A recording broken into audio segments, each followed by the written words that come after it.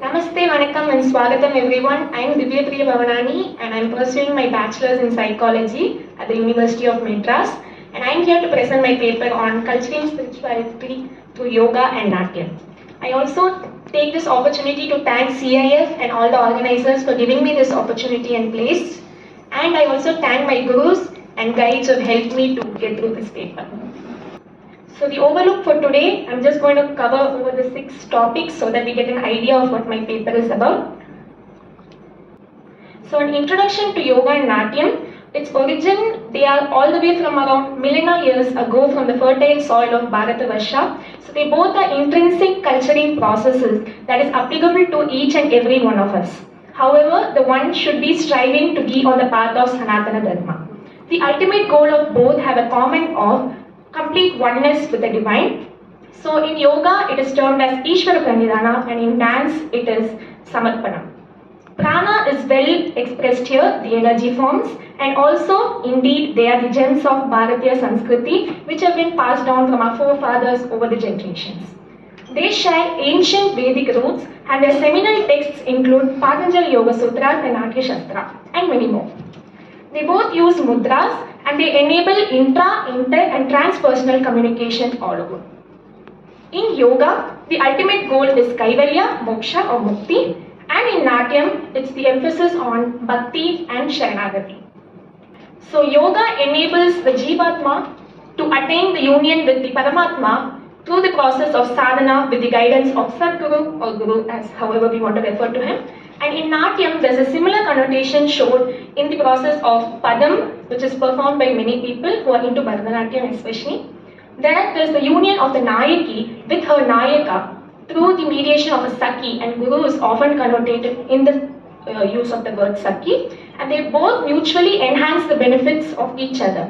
So a dancer who practices yoga enables more strength, flexibility, balance and all of that. And for a yoga practitioner who does dance, there is increase in agility, coordination, proprioception. And the most important point here that I wanted to stress on is the emotional catharsis that can occur through the Abhinaya, especially the Navarasa. So to have an overlook of the spirituality and yoga of Natyam, I just got 4 main points that struck me. So basically, spirituality is acknowledging the presence of something greater than us. And that's very hard to accept, isn't it, as human beings? So I wanted to quote this point from Sir Dhananjayan from the Upanishads. He said that, become a god in order to worship the god. Another important point that struck me well is by my guru, Ammaji Meenakshi Devi Bhavanani. She said that true sadhakas find that Satyam, Shivam and Sundaram, and they are granted all the boons by the Lord of Natyam, Lord Shiva himself.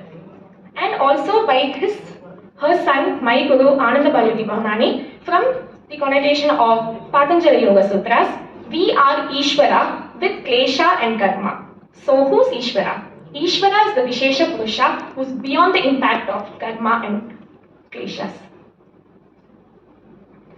So coming to the culturing process, we basically know the term, but just to have an overview of it again. It's the process of enabling growth and development, and the most important point is the environment should be suitable with all the required incentives to provide a positive end result that we all want. So we have both external and internal factors here. External, for example, the kind of housing or the schooling that we have gone through, and internal are like the genetic makeup and how we perceive the world and all of that. So methodologies like yoga, Bharatanatyam, Carnatic music and many of the other martial arts and forms of our culture was developed so that we could have a proper culturing process. Coming to the mechanism of culturing, I have covered 4 main points.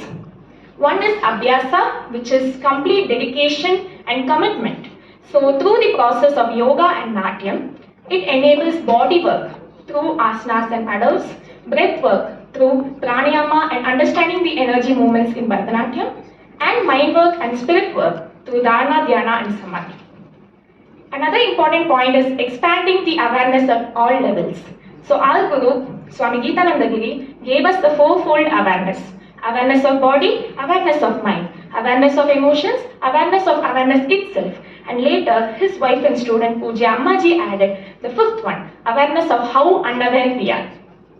I also would bring in the mechanism of correlating the 8 limbs of Ashtanga Yoga along with the 4 main health dimensions given by WHO. such as Yama and Niyama for social health, Asana and Pranayama for physical health, Pratyahara and Dharana for mental health, and Dhyana and Samadhi for spiritual health. In Natyam, the performance of the Navarasa, Shringara, Hasya, Karuna, Raudra, Veerya, Bhayanaka, Bibhatsa, Adbhuta, Shanta.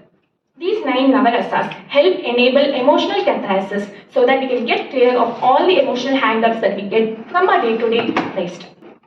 Moving to the most important part of my paper, and I had a lot of enthusiasm and interest into going into this part, the subtle aspects of the healing traditions. So 6 main ones, of course there are more from different people, but what struck me the most.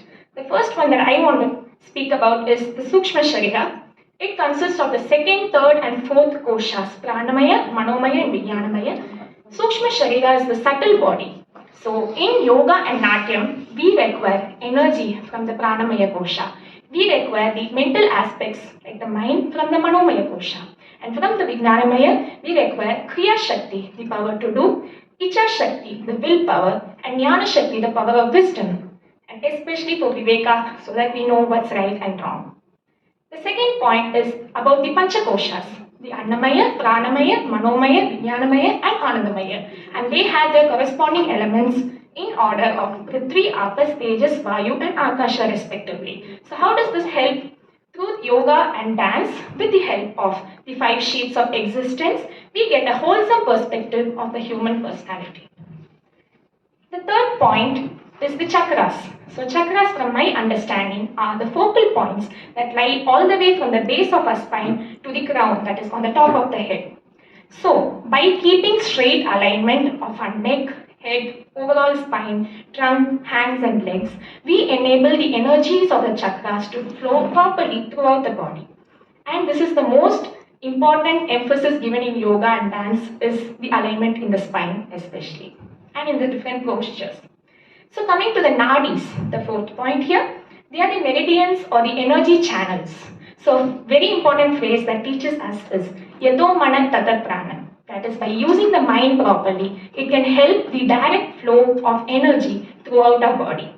We all might know, and usually should know, that there are 72,000 nadis, and different connotations have a little more or less. But of those 72,000, Ida, Pingala and Shushumna are the most 3 important ones emphasized. Coming to the sensory apparatus, the 5th point, it consists of the Jnanendriyas, that are the sense organs, Shotra, Chakshu, Grahana, Jiva and Vak. And the Karmendriyas, which are the organs of action, Pada, Pani, Payu, Upastha and Vak. So what happens here is, with the help of yoga and Natyam, we can come from the stage of Indriya Jala to Indriya Jaya, which refers to bondage of moving from the bondage to the mastery of the senses. So all of these are related to Prakriti, hence we experience Prakriti, which is both outer and inner nature. Coming to the final point, Spanda and Nishpanda. In the processes of yoga and Natyam, if they are performed properly and with awareness, we will notice that there will be equal segments of exertion and relaxation. So that at the end emphasizes and enables samatvam at all levels, equality and equilibrium. That's very much required. Coming to concluding my presentation today, our culture is our responsibility, isn't it? So the philosophy of yoga can act and can be used as a touchstone, because as Natyam was just talking about it, modern dancers, we have a lot of asmita, ego. So it's very important that we use the philosophy of yoga as a touchstone to remind us of the moral and ethical aspects that must be kept in mind while performing this wonderful art of our culture. Like for example, the yama and niyama, like the do's and don'ts in yoga. The yamas and niyamas provide different strengths, such as mental and ethical strength through the yamas to the dancers, and the qualities necessary to deal with high tension situations through the niyamas. So our birthright as a proud Indian is not just going around and saying we are Indian, we are proud of our culture. It's important that we share the gifts and our culture around the world with different people, and also the most important point, not to dilute it and send it and pass it on to the next generations. And finally, the Guru Shishya Parampara can enable India to continue to be the Vishwa Guru that it is. I wanted to end with this quote, which really struck me hard, by Sir Ananda Kumaraswamy. It emphasizes that our problem is just about preserving what remains of Indian culture, not its recreation. And Indian culture is of value because it is culture, not because it is Indian. These are the references that I used. Thank you very much. I hope I did justice to your patient listening, and I hope we all can continue to be good Indians, proper Indians, and share our gifts and culture around without diluting it, please.